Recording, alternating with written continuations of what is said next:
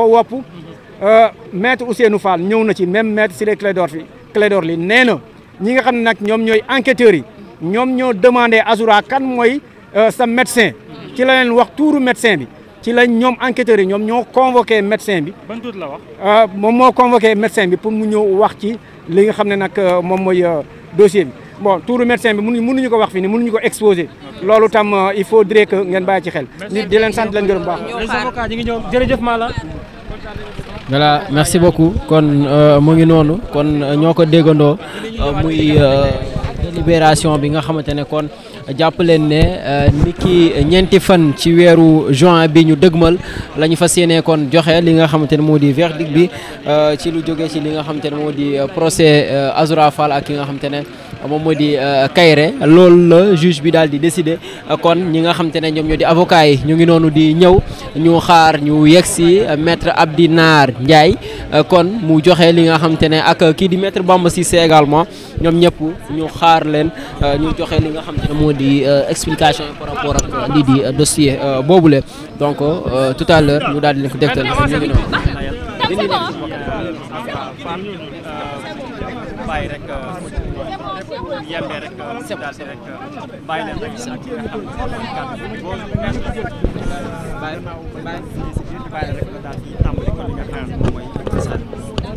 Bonjour. Le procès s'est déroulé dans des conditions paisibles et sans incident. À la suite du réquisitoire du procureur de la République qui a demandé à ce que M. Azoura Fall et Kairé soient condamnés à des peines de 3 mois ferme chacun pour discours contraires aux bonnes mœurs. Nous avons démontré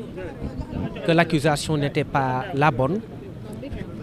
et qu'il s'agissait de faits d'injures publiques adressés à 2 particuliers. Et donc, après cela, nous avons demandé à ce que Azoura Fall et Kairé soient relaxés purement et simplement, sinon que l'action publique soit déclarée irrecevable. Ce sont des considérations techniques qu'on n'étalera pas sur la place publique. Et là, le tribunal a mis en délibéré l'affaire pour rendre son verdict à la date du 4 juin plutôt, 2025. Donc on attend la date du 4 juin pour avoir le résultat, mais le procès s'est déroulé dans d'excellentes conditions de sérénité, de respect mutuel et de cordialité. C'est ce qu'on attend aussi de la justice et tous les acteurs ont joué leur partition de façon remarquable. Mais l'irrecevabilité procédure bi ngeen doon réclamer seen plaidoirie bi lu am solo nga leer ko Sénégal yi. waaw li ñu doon wax ci ce qu'on disait de l'irrecevabilité de l'action publique, c'est qu'on a estimé que ce sont des faits d'injure publique. Quand des faits d'injure publique sont commis par un particulier, sans plainte, le procureur ne peut pas prendre l'action en charge. Parce que la plainte est une condition de recevabilité des poursuites en matière d'injure ou en matière de diffamation. Le procureur a changé la qualification pour viser une qualification qui lui permet de s'autosaisir. Et c'est là où on a dénoncé un contournement de la procédure. C'est en des termes assez simples. C'est pourquoi on a estimé que les faits, à la limite, pouvaient recevoir la qualification d'injure publique. Et je le répète encore une fois, l'argument de la défense n'est pas de justifier une sortie de route de qui que ce soit. Mais il s'agissait pour la défense d'inviter tous les acteurs à se conformer aux règles de droit. Parce que quand quelqu'un injurie publiquement, ce n'est pas normal de changer la qualification pour le poursuivre. Parce que la procédure pénale obéit à une logique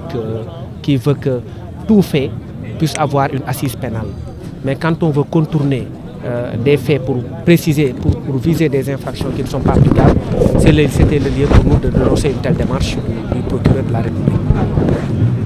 Ci wolof dossier bi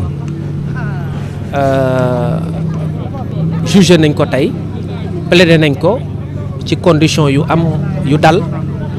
ak respect donc procureur de la République dafa demander à ce que Azoura Fall ak Kairé ñu condamné leen 3 mois d'emprisonnement yoo xam ne dañ koy tëdd. Ci kaw loolu ñun ñu expliquer ni moom mi nga xamante ni moom moo jël en charge l'action publique, c'est-à-dire procureur, dañu jàpp ni dafa viser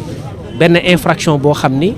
dafa bëgg a jéggi injure publique pour ne par exemple day jàpp nit ki alors que kooku ay saaga la def saaga bu ko nit defee nit parce que ki ñu saaga particulier la Macky Sall dañ koy considérer comme particulier parce que amul benn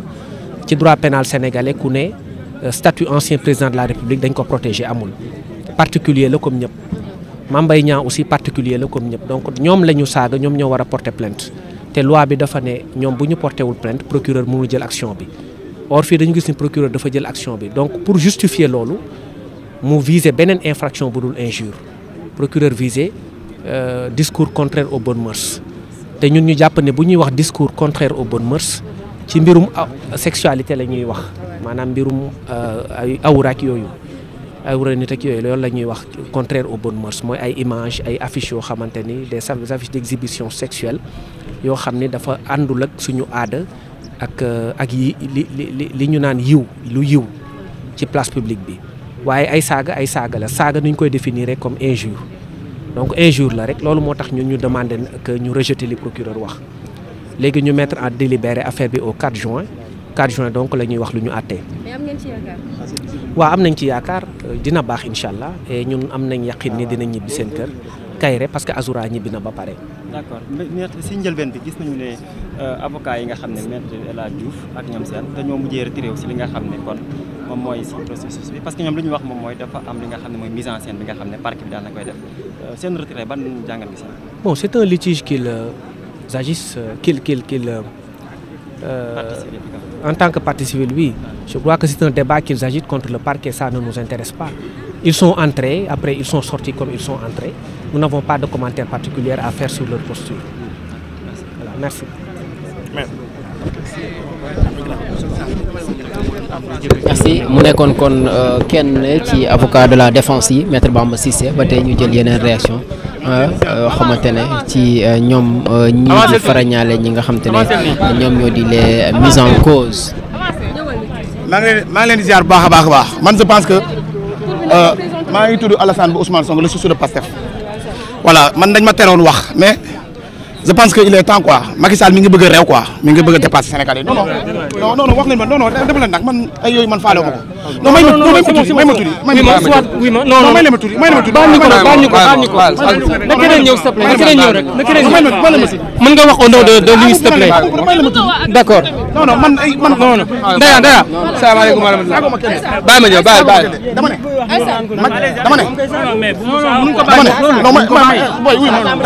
déglu leen Assane bàyyi ma ñëw Macky Sall may la mooy